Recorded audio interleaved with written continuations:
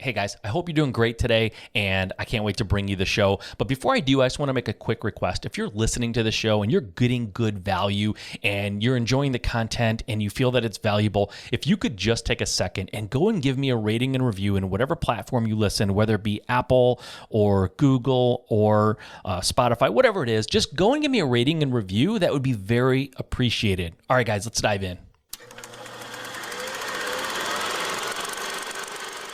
If you took my book now of the tactics and like in the weeds stuff that we're talking about, combined with yours, like that is an actual like bundle that could be that's just insane value for people on at very cheap costs. You're listening to the Just Start Real Estate Podcast. If you're serious about your real estate investing business and need real answers, you are in the right place. And now, your host, Mike Simmons. All right, thank you for joining me here on the show. I appreciate it. Appreciate you being here. I've got a good one for you today. I'm interviewing a good friend of mine. He's been on the show multiple times. His name's Bill Allen. And I met Bill about 6 years ago when we joined the Figure Flipping Mastermind. And we became really good friends since then. And I love having him on. He has recently, I'm very excited for him because he's recently written a book, published a book. He's been writing it for over a year, but he recently published the book. And I wanted to have him on because I think that it is a very, very valuable book, valuable resource for real estate investors. And I think you all should know about it and you all should grab it. He's actually giving it away free right now. So you can't beat that. I was very honored that he asked me to record the audio version of the book. So you can go get the book itself for free. And it's the actual book, the hard copy book, not a PDF. So it's an actual book that you'll receive for free. And also you can get the audio book. So you can either read it, listen to it, or do both. But I wanted to have him on and talk about it because I'm happy for him as a friend. I know he's very proud of the results of the book, and I am proud for him. And then when we talked about it, we actually got into a conversation regarding him and his real estate, single family home real estate company that he has, and there's been some major changes in the ownership and how that's structured, and some things that went down with him and his COO, and it was just really, really interesting. We got really deep into it, and I think we covered some really valuable stuff, and I can almost guarantee you with 100% certainty, you've never heard of a solution to a real estate or any business struggles that he was having that got resolved the way he resolved it, with everyone winning. And it's really, really cool. And I don't want to spoil it, but I do want to tease it, because if you were planning on skipping this episode, or if you thought, I don't really know, maybe something else, you should listen to it, because the lessons and the strategies and the solution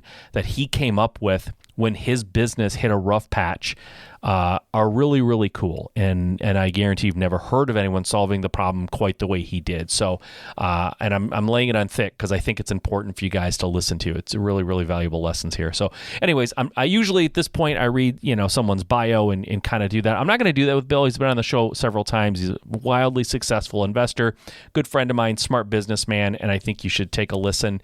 And so without any further ado, I give you Bill Allen. All right, Bill. Thanks for coming on the show again. Thanks for being here. You're by far, you have to be the most interviewed guest I've ever had, and it's selfish because you're my friend and I like talking to you, and so it's fun to have you on. But thanks for doing this again. Thanks for taking time out. I know you're extremely busy, crazy busy guy. You told me you want to end this in a half an hour. I'm gonna blow through that just to spite you. But thanks for coming back, man, and I'm excited about some stuff that we're gonna be chatting about today. Yeah, I'm excited too. It's funny. So we like talking to each other. I wonder if your listeners actually like listening to us talk. That's the question I always have. And you know what? I remember the first 7-figure flipping meeting we were at in California, and like this guy, Mike Simmons, was up talking for like 4 hours about their business. And then he was like, I have a podcast. And I was like, what? This guy has a podcast, like a celebrity. I want to figure out how to get on this thing. I'm going to make friends with him. I'm going to get on there. And being the most interviewed guest is awesome. So. Nice. Well, you wonder if they want to hear our conversation. I like to think of them not so much as listeners, but as prisoners. We have them captive right now, and they will do exactly what I tell them to do. So they have to listen to us talk and goof around. Okay. So let's get down to it. You've been on the show a million times. You talked about your backstory. You went from doing basically one flip to doing like 67 in your first year of business, blew it up when you joined the 7-figure program, much like me. I was doing a few deals a month, but I wasn't doing anything crazy, and blew my business up. And you and I got to be friends through that experience.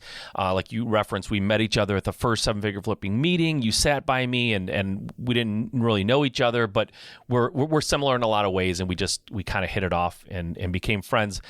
And so I don't want to necessarily go back into your history because we've done that. People can just like search you in the backlogs of my show, and they can get all the deets on that. But let's talk about what's been happening with you over the last year or so, right? You bought the 7-figure flipping company, 2 years ago, 2.5 years ago? Is that right? Okay. Yeah, July 2019. Cool. 2.5 years ago. And I know that has been a big part of your life ever since. It still is. But you've also done some amazing things. And I want to talk about those, and not least of which, and we're going to get deep into this in a minute, but you wrote a book, which is no small feat. I have read the book. I've read it to myself in my head. And then, as you know, I read it out loud into a microphone. I did the audio version for you. You asked me to do that. I was super honored that you asked me. And so I know this book intimately, and I can say this without any hesitation. It is an amazing, basically masterclass on flipping, on wholesaling, on rentals, like basically the information that you would need to get started, or even to fill in some gaps in your game with your company. If you've already kind of launched your company, you've been doing deals, like this book is the definitive guide to that. And I wrote a book a few years ago, and it really wasn't designed to be as the tactics and the strategies and all the like in the dirt stuff that you talked about, the actual strategies of buying and selling houses. Mine was more of an overview of how I accelerated my business and some of the other stuff that I did. But yours is like a detailed guide. And I think people should realize if they want to get into real estate, if they're not doing it yet for whatever reason, because usually when people don't get into something, it's like they don't know something. There's lack of information, and they just are scared to get started because they don't know a lot of things they just don't know. So if that's the case, or if you have a business and you're running it and you just know there's some gaps in your game, and there's gap in most people's game, I think this is a great book to solve those problems for folks. And it's well written, and I don't say that because you're my friend. I'm saying it because I've read it multiple times, and it's a really, really well written book that covers so much of what people need to know about real estate. And a lot of this, I guarantee people don't know, because you've been doing this for a while. You built a business up that, you were doing over 200 deals a year. So you know what you're talking about here. Tell me, why did you want to write this? Like, writing a book isn't easy, right? And I was kind of watching that process as you went, and it takes a lot of time, and you're a busy guy, and it's sometimes hard to focus and sit down and like really focus on something like this. Why write it? Well, I don't know if I wrote this in there, but in the dedication, my dad was, I remember when I was a kid, my dad was published in the World Book Encyclopedia. So it was the coolest thing. I remember my dad coming home and showing me, like, we had all the encyclopedias, and he was like, I've got published in this area and this area. And ever since I saw that, I was like, this is such a cool thing. And then people kept telling me, like, you have to write a book at some point in your life. And I was like, I'll do it at some point. I don't know. But it was always a thing in the back of my head that I wanted to do. Like, I also want to learn how to speak fluent Spanish, and I wanted to learn how to fly, which I was able to do. And lots of things like that. But there's things that you say, I'll do it one day, that we never do, right? It's kind of a bucket list type thing. So I got to a point where I was just like, look, I have to do this. It's now or never. And as people ask you the same questions over and over and over again, I know I've heard you say it before. It's like every time we step up on the stage at Flip Hacking Live or any event that we're speaking at, like, we're trying to answer that question that they're always asking, like, how did you build $1 million business? Or how did you remove yourself from the business? Or what marketing channel is the best? Or where should I invest? Like, what market should I pick? And I get the same questions. And I just wanted a thing that I was like, here. Like it's all answered right here. And it's the cheapest possible way that I could coach you, and something that can kind of live forever. My kids can be same thing, flip the script around. My son is like, Daddy, that's your book. And we were at Flip Hacking Live this year, and I gave books to every single person there. And he looked and he's like, that's your book. And he helped me pick out the artwork on the front cover, so he knows. And I think that he'll carry that around with him and be proud of me in the future, and something to talk about when he gets older, like I am now.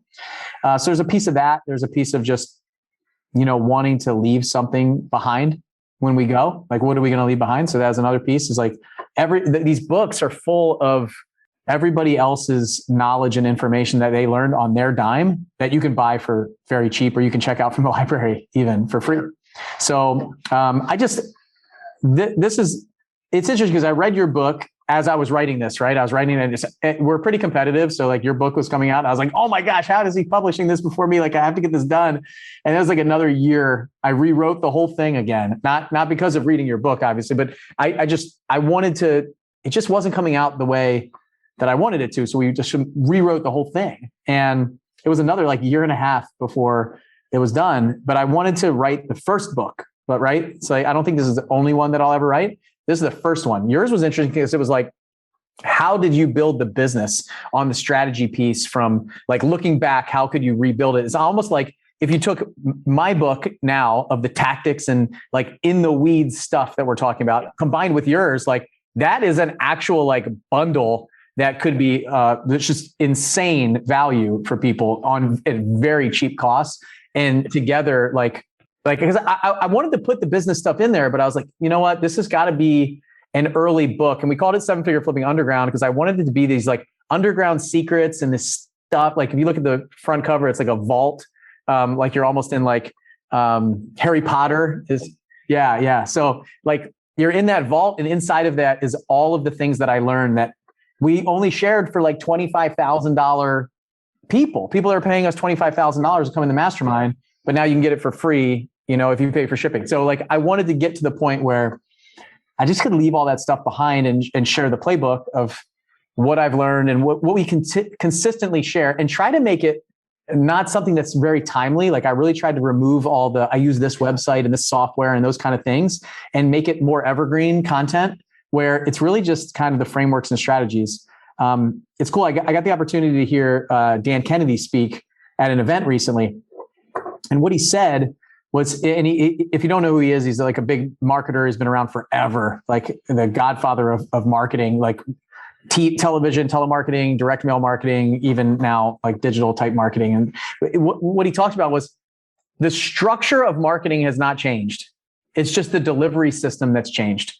So like the messaging and the tactics and strategies are the same. It's just now it's gone from phone books and teleseminars to print to digital to Facebook and Instagram and things like that. But he's like, all the techniques and strategies never changed. So my hope is that off-market real estate deals, this can open people's eyes to that. And it's the strategies and techniques shouldn't change in there. Like it's fundamental principles that are proven now with hundreds of people using them and seeing success, that it shouldn't change. So it's kind of a playbook for the future. Yeah, it is a playbook. You referenced the fact that, masterminds like 7-Figure Flipping can cost, $25,000.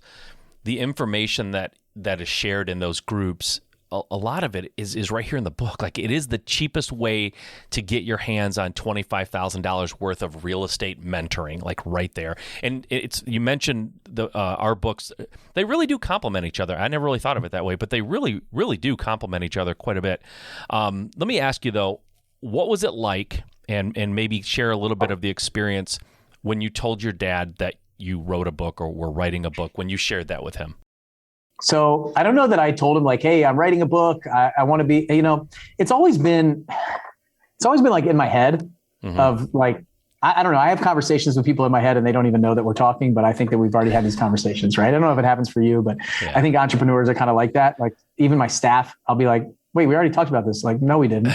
Yeah, we had this conversation. It was like last week. Yeah, it was in your head, dude. You never actually told me, but I thought I told him. So with my dad, I think it's the same way. Like I observe from a distance. I try to make him proud of me without actually like making him proud of me, like telling him and stuff. So I don't know that I ever really shared that, hey, I'm writing a book. I want to be like you.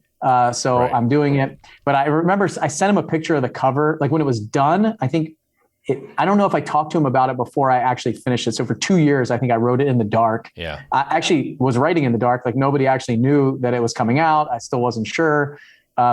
We gave away 4 chapters at 2020 Flip Hacking Live, the digital chapters for them. Mm-hmm. And if they read the 4 chapters and they put them next to the book, they're totally different because it's not. You rewrote it, right? Yeah. If anybody was at Flip Hacking Live 2020 that's listening, like take the 4 chapters that we sent for the PDF and compare it to the book, and you'd be like, wait, this isn't even. This it's isn't almost like it's almost like a misprint of like currency. It's going to be worth millions someday. The original 4 lost chapters. There was only so many printed.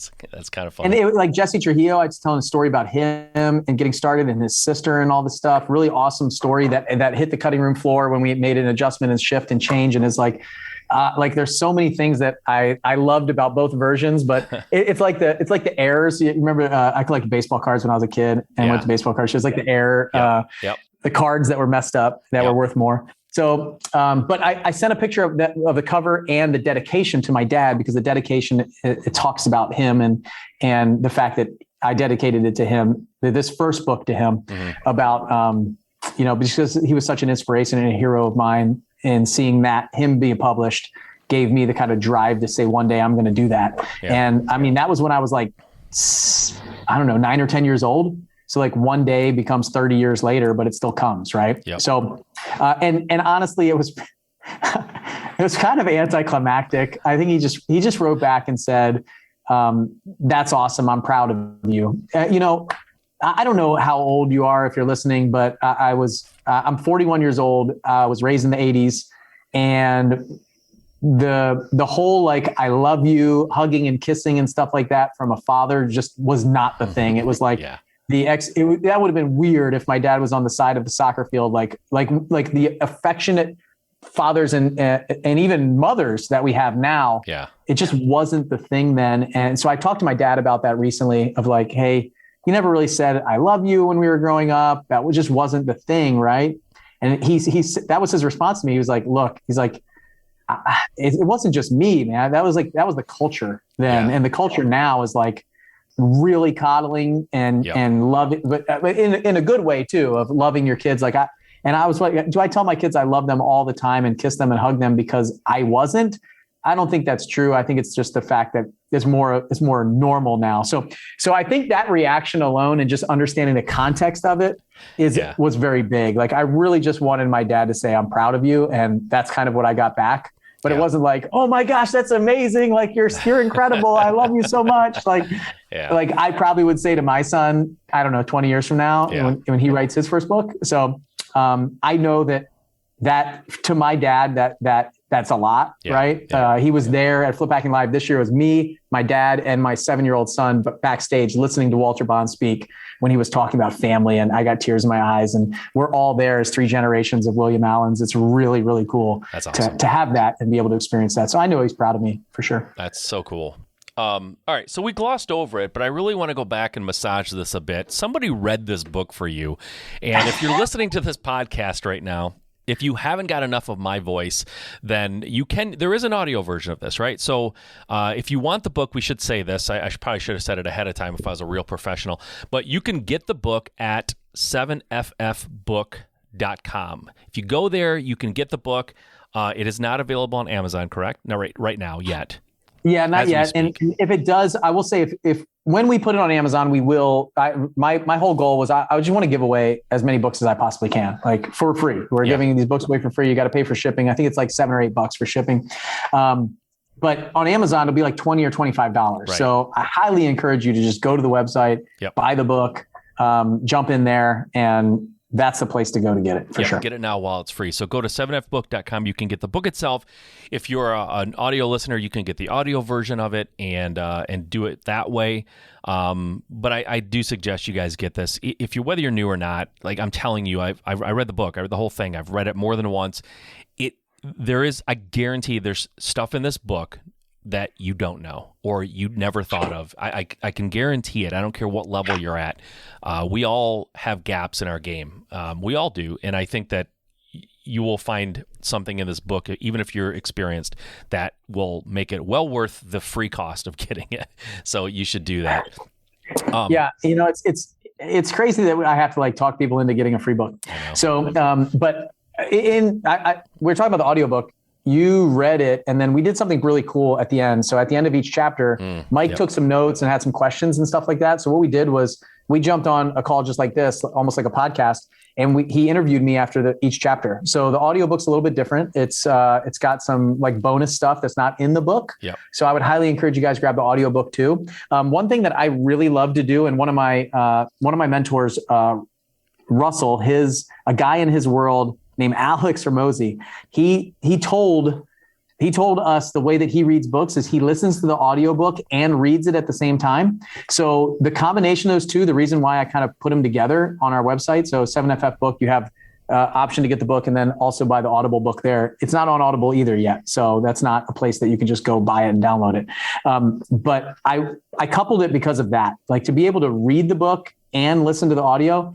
What it does, I'm able to listen to the book like 2 or 3 times faster than I normally would and retain twice as much of the information. So it was an awesome hack that he gives that I just share to your audience for any book that you have. And I do that with every book that I read now. I buy the hard copy and I listen to Audible at the same time. And It has been amazing for me to retain information and read it like twice as fast. Yeah, I've heard you say that before. Recently, actually, I heard you say that, and I've not tried it yet. So I'm looking forward to trying that. I think that's cool. It's a cool tip. All right. So you are a real estate investor. You built a thriving, crazy, successful business, and that's really where you got all the stuff that's in this book. That's the other interesting thing. You didn't build a real estate business back in the 70s and now you're writing a book about that experience. Like you built one over the last, handful of years. And this book is basically an information, playbook, basically, like you said, of everything you did learn and you put it in this book. But recently, there's been a change in your business structure. What was that change? Why did it happen? And we're bringing this up because I think it's interesting. There's something that never gets talked. A lot of things never get talked about in real estate, right? People talk about success stories, and sometimes they talk about when things go really, really wrong. But there are a lot of options in the world and in the world of business, and things that you can do to change the structure of things, and you did that. And it's something that I've never heard of anybody doing before, exactly the way you did it. And I'd love to have you kind of describe what you did, why you did it, and how that looks now. Yeah. So Mike, you're right. This everything in that book, by the way, is a down, like it's all stuff that I learned along the way that I have implemented and executed on. So everything in there are things that we've done. So to give some context, I was doing 1 house a year, joined the mastermind, did 67 houses the first year with a team of 4, and me and 4 other people at the end of the year. That was in about 8 months, maybe 7 months of actual getting contracts and selling them and everything like that. So almost $700,000 in gross profit that year. Then we did 1.35 million the next year. Then we did 2.35 million the year after that. So that third year I hired a COO. We went from 135 to 187 transactions. We did 2.35 gross profit. It was not my most profitable year as a business owner. The most profitable year that I had was my first year because I had very low staffing, very low manpower costs. Right. But I was doing just about everything in the business and working like crazy hours while I was flying for the Navy full time. So then we were doing about 200 deals a year after that, hired the COO. He built a team, like removed myself.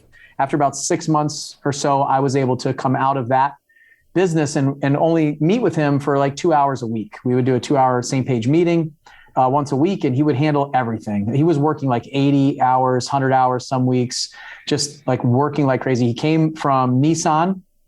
He was working for, I don't know, they're like a Fortune 100 company, 550, something like that. But a huge company, right? Yeah. Nissan, the car company. And he was high executive there, getting paid a significant amount of money, benefits, everything. And so came over to the company and just worked hard, right? Long hours, tiring hours. And we went through a lot of ups and downs of people, replacing people, shifting the culture, and built like a really awesome machine that was producing for us. And over a few years after that happened, like he was working a ton. And I was spending more time at 7 Figure Flipping. I became the COO of that company. first I started in the membership department, building out the membership, the events, those kind of things. Then I became the COO, and then ultimately had the opportunity to buy the company in July 2019. I tell all that backstory because I think it's important to how that relationship with myself and my COO, Nate, developed over the years. And it's going to be important to what happened to kind of, I don't know if implode the company is probably the best thing, but the company definitely took a turn, right? And so it was a little bit before COVID. It was like January 2020 when it was October. Actually, when was it? When was COVID? 2021? 2020? 2020, right? The 2020. Beginning of 2020. Okay, so February 2020, right? That's when we had all this stuff.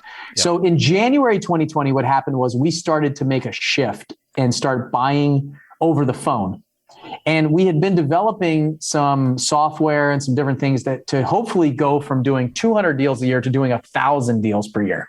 That was our goal. Like we wanted to have like national domination in the wholesaling and flipping world. That was our plan.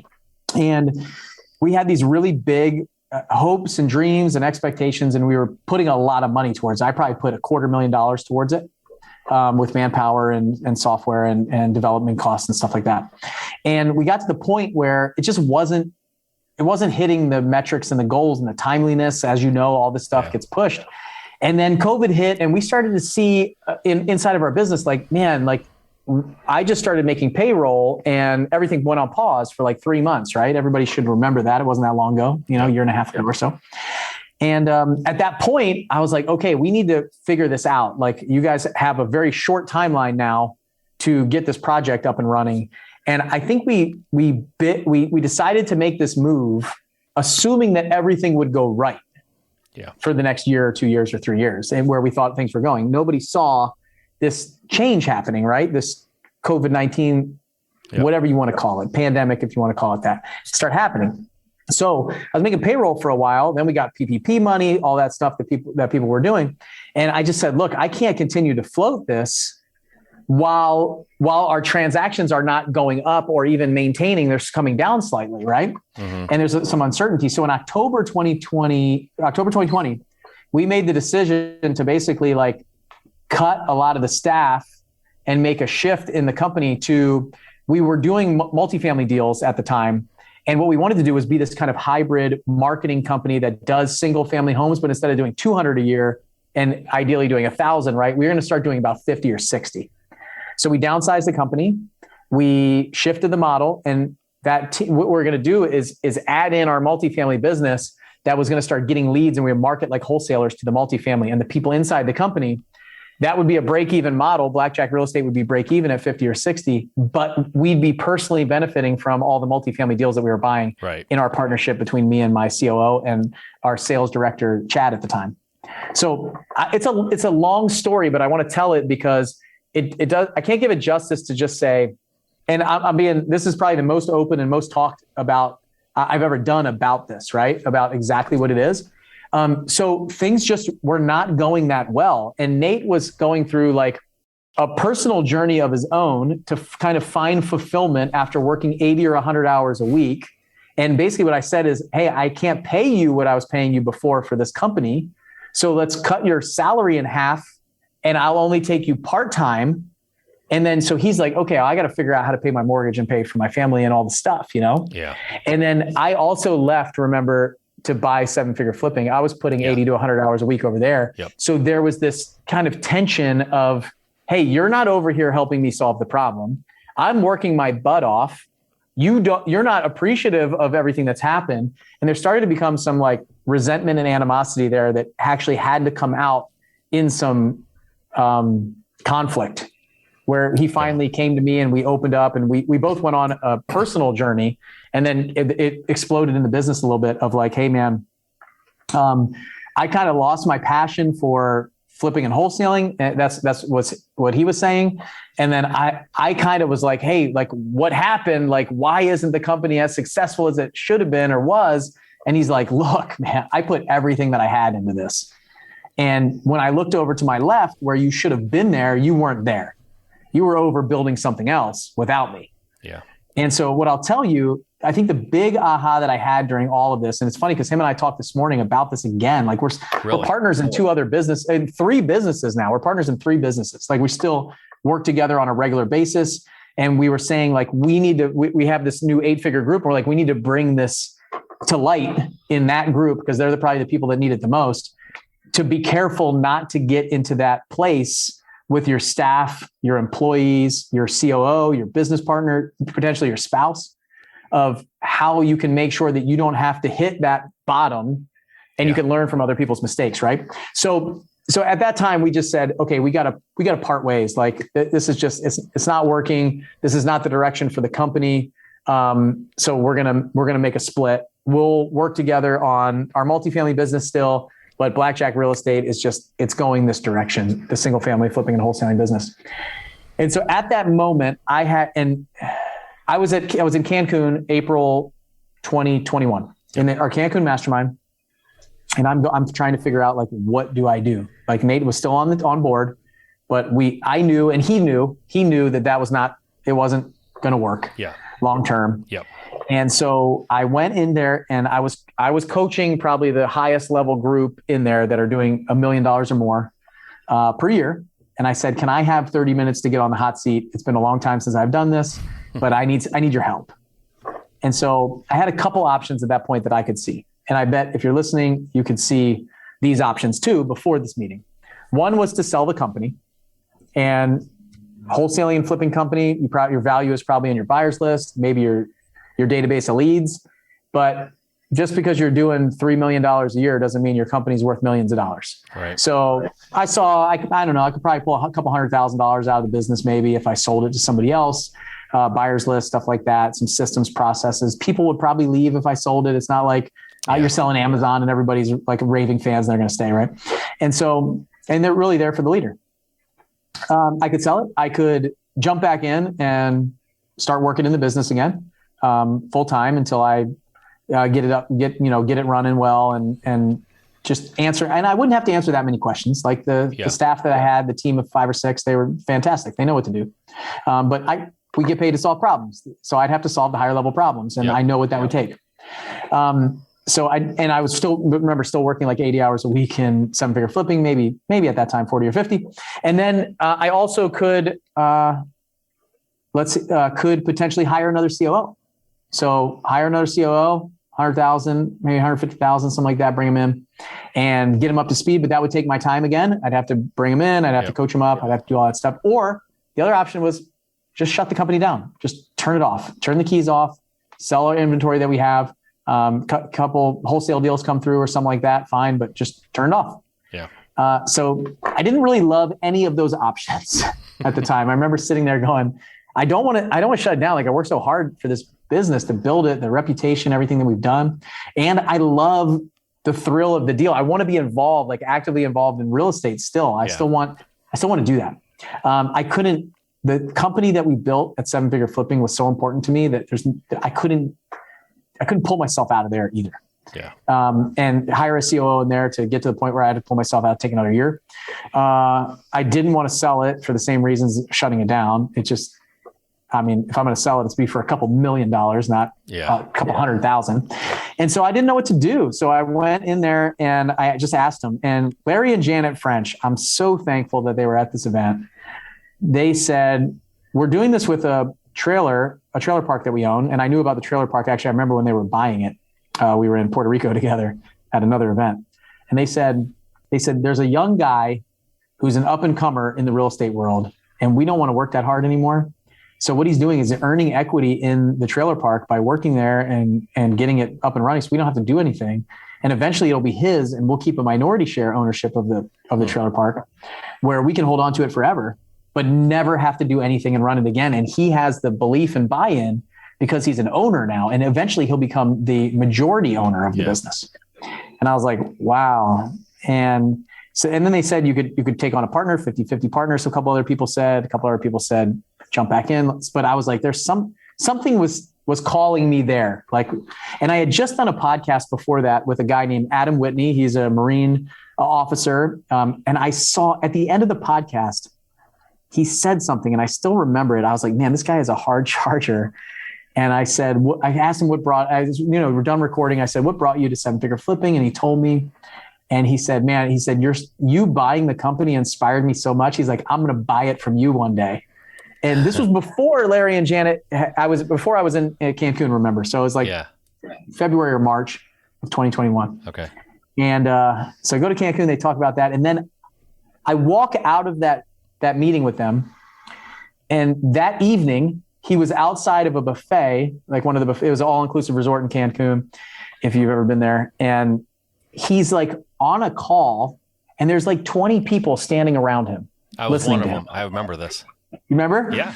So me and my wife, Lucy, are like walking, and I'm like, what's going on over there? So I didn't really know him. Like, I hadn't met him. I did a podcast with him. I didn't know him that well.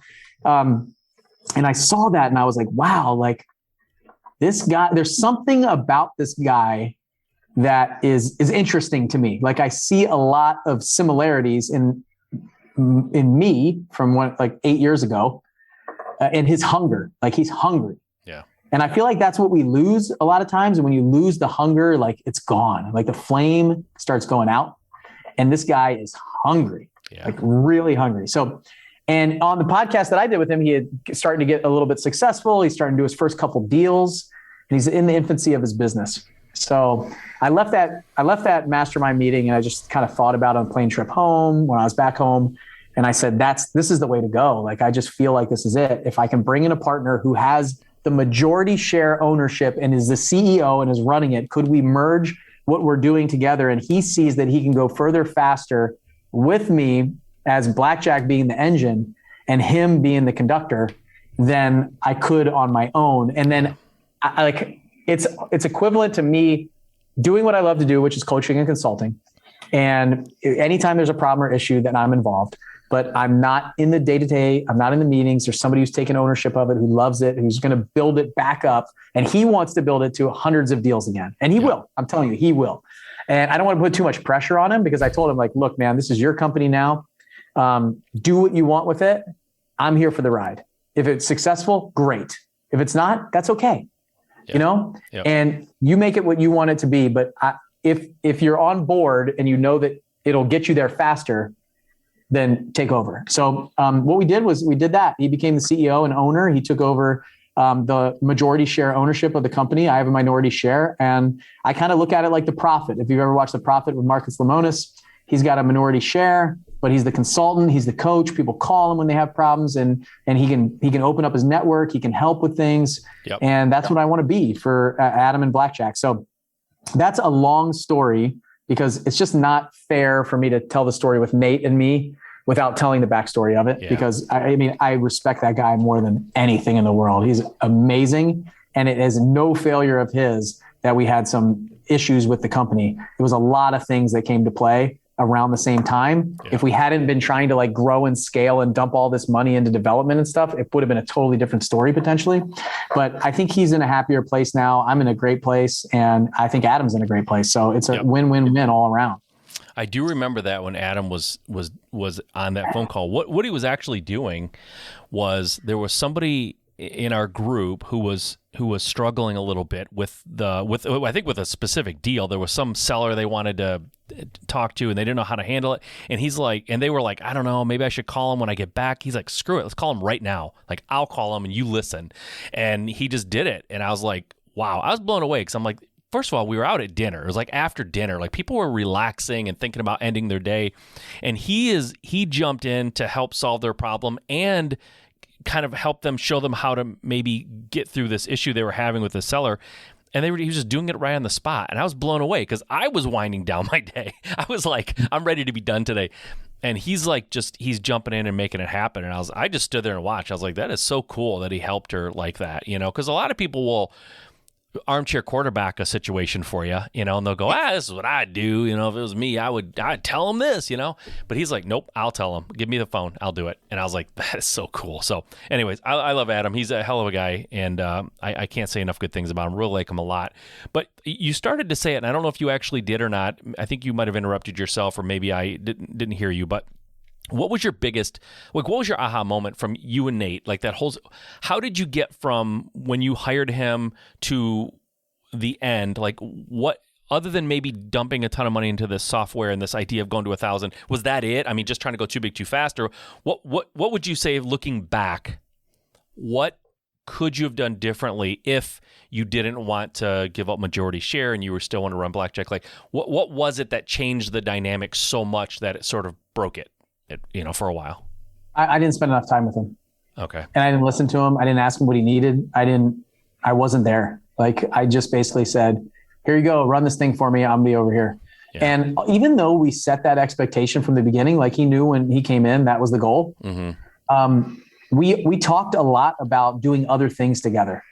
And I basically was like, you'll never have ownership in this company like this. That's not the goal. Like, I want you to come on and be the COO. Yeah. Like, this is, and I was not open to partnerships at that time. It just wasn't something that I was willing to entertain. And so what I'll say to anybody else out there listening is just be open-minded and listen to what other people need and want. Yeah. And man, sometimes like they might just like knock really quietly and then go away and you think everything's fine. Yeah. But it's down there, like it's locked away. And so it's 100% my fault. Like, there's no doubt about it. Like, there were signs I wasn't listening. I should have paid more attention. You really just can't, like, people will burn out and they will do it for you. Like, yeah. And he was just totally loyal, hardworking. And I won't say that like I'm 100% responsible for that, for everything that happened, but I pretty close to it. Like, he's an awesome guy.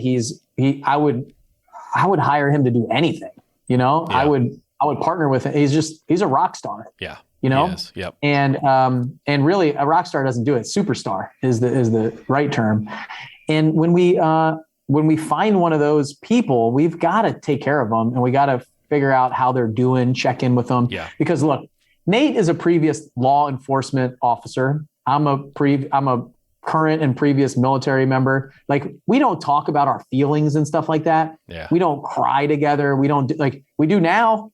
And it took rock bottom to get to a point of like just being vulnerable and sensitive and open and just speaking the truth and not holding it back. Cause I mean, we're both, I don't know, if you met us and talked to us, you wouldn't think that we could talk like we talk now, and actually say, hey man, that pissed me off. That hurt my feelings. That what you said, did this, that, or the other, like directly and quickly. Yep. Usually it's like, I don't know.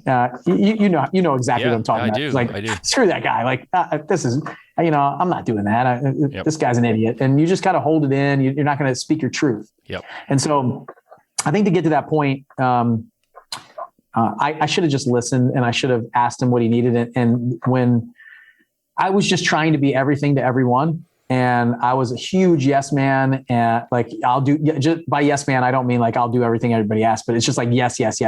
Like, I'm a giver. I want to make everybody happy. Yeah. And what I realized is I was just giving a little bit to everybody, and I wasn't really making anybody happy. So it's much the way that I am now is I had a guy call the other day and just say, hey, do you want to do a 50-50 JV deal on this launch that I'm doing for a product? You can make hundreds of thousands of dollars. And I was like, man, number one, I don't really add a ton of value to what you're doing.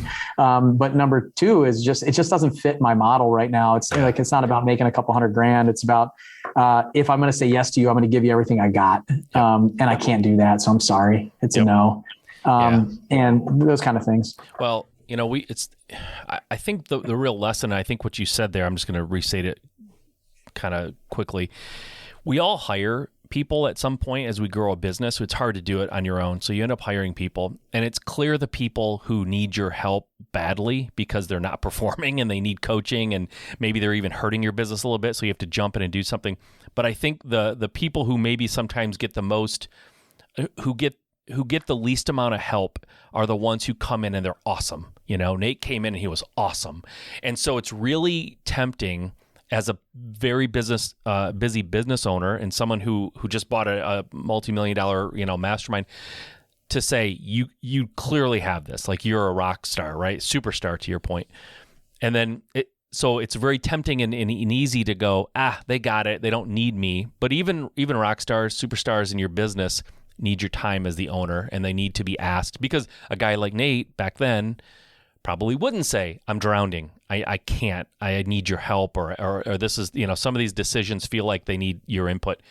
And so I think that's a great takeaway, especially for folks that are scaling their business and they're bringing people in. Don't just focus on the people that are struggling. If there's someone in your business that is critical to your business, or they're really, adding value in several multiples of what they're being paid, they still need your time too. So I think it's a good cautionary tale, and thanks for talking about it, because I know you haven't talked a ton about this publicly to people. So, but I think it's an unusual circumstances that I don't hear people talk about that often. We hear about people starting businesses and doing great, and we hear about businesses failing, but there's something in between that can happen sometimes too.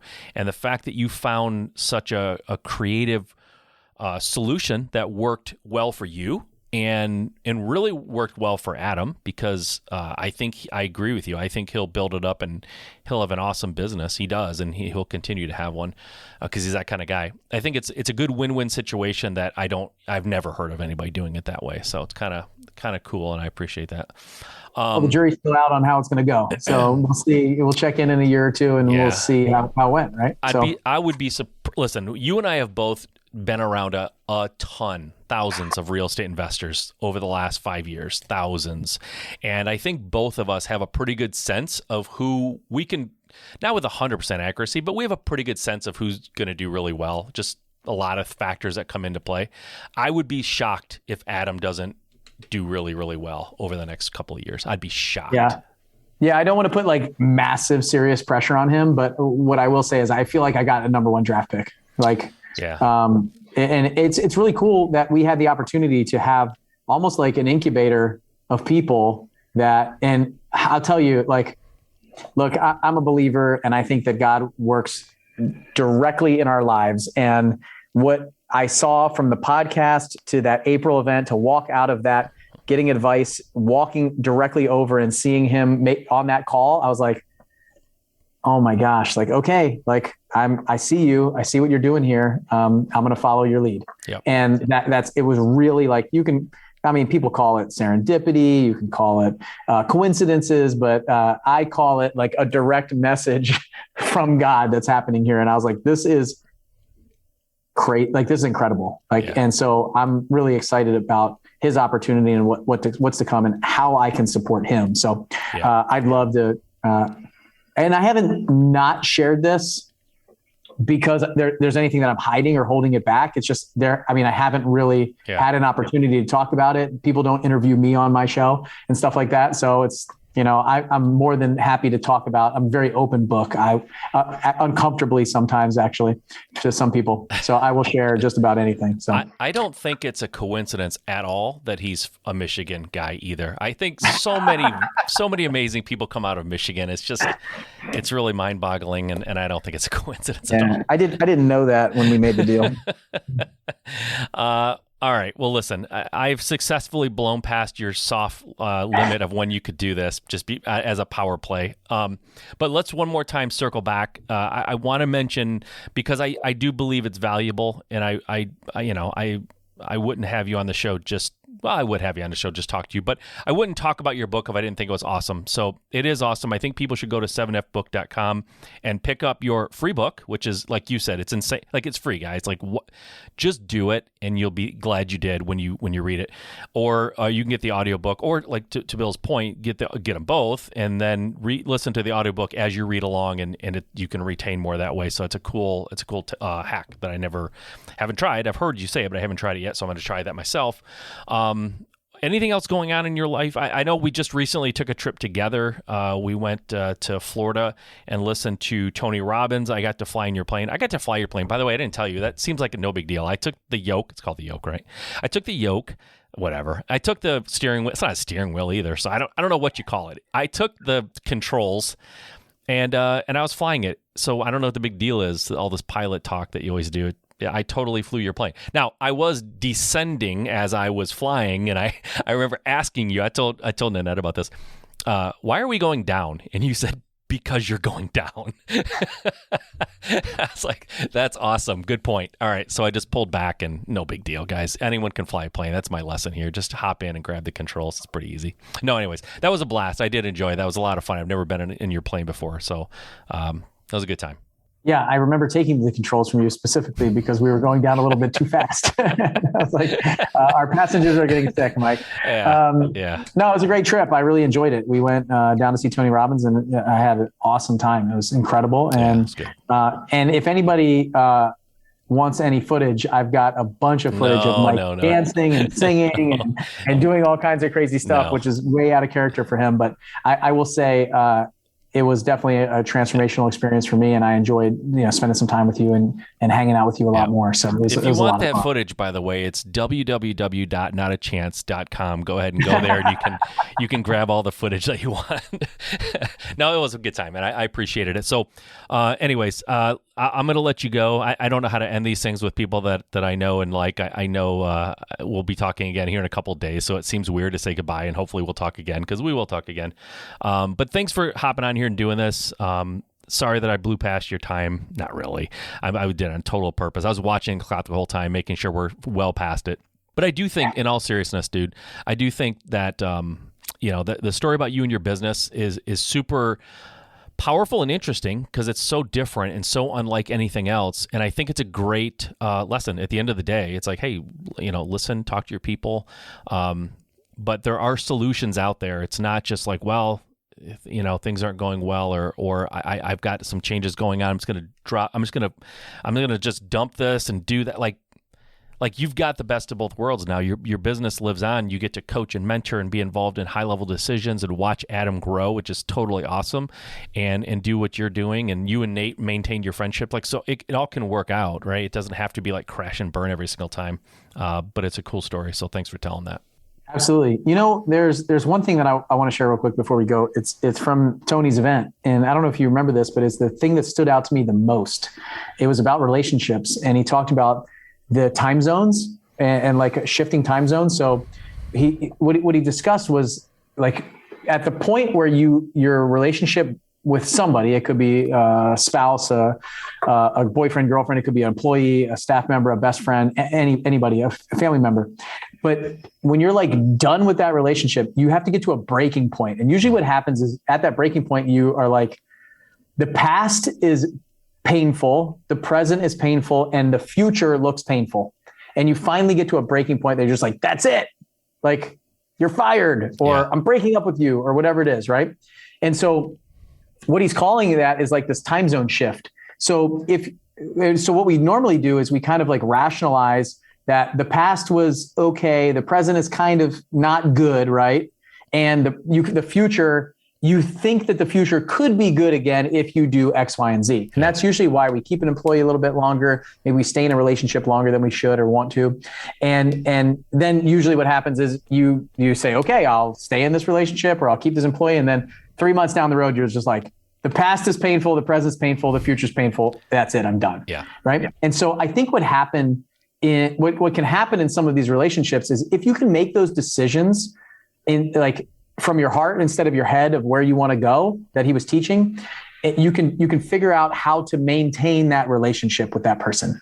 Yep. And whether it's a friendship, whether it's not getting to the point where if you're at breaking point, like that's it, like the relationship is done. Yeah. But if you're at the point where you're like, you know what, I just don't, the present is painful and the future I'm not so sure about, but you can still remember the good stuff from the past. Like that's probably the time to make the tough decision that you have to make. So when you mentioned like still maintain my relationship with Nate and everything like that, I feel like we didn't get to a point of like full break where you dislike each other. You basically have a ton of resentment and you go on your separate ways and never talk to each other again. And I think that's what we do with relationships a lot of times is we just wait way too long until they totally crash till we're just like, I can't even remember the good stuff in the past. Yep. And that's the really hard part because everybody that's come into your life has helped you get to a certain point. And you are where you are because of them. And if you can remember that, then you can remember the good stuff, then it might be time to move on from that relationship in a good way. Yeah. And I bet that other person will be thankful that you did. Yeah. And I think sometimes people trash the relationship because they're anticipating a bad fallout. And so they kind of fulfill that prophecy themselves. But if I had to even you've never said this, and I'm totally just putting this in your mouth. I'm putting words in your mouth, but it almost seems like when I hear you talk about Nate now, you always thought he was awesome. There was no doubt the guy was a superstar. But I almost feel like you guys are closer now, maybe even than you were then, like on a personal level. Like you really appreciate him and the way you talk about him. I can tell you guys are, you're good friends and you think a lot of the guy, and you always did, but I feels like it's almost different and deeper now. But well, that's what happens. I think that's what happens when you become open and vulnerable and share the good stuff and the bad stuff, and you speak the truth. Is you get to a deeper relationship together. Yeah. Like you get to a place of like mutual total respect and intimacy, frankly, like for lack of a better word, with me and Nate, right? Yeah. But you get to an intimate relationship actually with whoever it is, whether it's a spouse, a significant other, a business partner, an employee, God, all of these things. You get to an actual intimate relationship with them where you have a deeper connection. And I think you're right. Like I really do. I see those people differently than I did before. Yeah. Not as a tool, but as like true, like they are supporting you in where you're going. They're following you. They're a big part of your life. Like it's so important. The relationships are it. Yeah. Business, life, everything. It's really important. Totally. And I feel that from you, man. Listen, we've become really good friends, and you're definitely more than someone who just uses people in business to get where they need to go. Like relationships, I can tell mean more to you than the business itself, and I feel the same way. So I think that's why we get along and see eye to eye to a lot of stuff. So I don't know, man. I think at some point we're gonna start crying. So I think we have to end this before we cry on air. But yeah, 7ffbook.com. Go get your book. 7ffbook.com, guys. Here I it want is. to send you one for free. Yeah, if you're watching the video of this, there you go. There's the book. There's the artwork that Bill talked about, and go check it out. The audio book, you will love it. It is amazing, and it's the guy reading it is just awesome. So, anyways, go check it out. All right, Bill, thanks for being here, man. I appreciate your time, and we will see you, I'm sure, again. So, take care of yourself. Thanks, Mike. See ya. All right, bye. All right. Lots happening in that conversation. Had Bill on specifically to talk about the book that he wrote and I narrated, and we got pretty deeply into stuff with his business and things that went down with him and his COO, obviously, and that was fun. It was a very interesting conversation to me. I hope it was to you as well, and it's definitely things that I don't hear people talking about in real estate investing. Probably as much as they should, and it's a good cautionary tale, and I appreciate Bill's candor and his being very transparent with what happened there and being very honest. That's not always easy for people to do, and but I think it all turned out for the best. It's kind of a win-win-win. Everybody kind of got what they wanted out of the situation, so that's pretty unusual too. But anyway, hope you guys enjoyed that. I had a lot of fun. Bill's a good friend, and I like having him on, and I know that he always brings tons of value, and this one went pretty deep into a really interesting place, and I'm glad you guys got to experience that. So hopefully you appreciate where that went and what it could mean for you in your business as you bring on superstars and have this tendency to not ignore them, but not give them the time and attention that they need as well. But anyways, guys, this is what it's about, right? That's why we have these conversations. That's why I have this podcast. I want you guys to experience all phases of the business and benefit from it. But it all starts with that first action. Get off your butt, get off your couch, get out there and start working on your business and see where it takes you. And as it does take you in different places, hopefully I can help you and be there to give you advice and guidance and examples of things that people have done and problems that they've solved. And that's what it's all about. So get out there and get started and make it happen. Now's the time.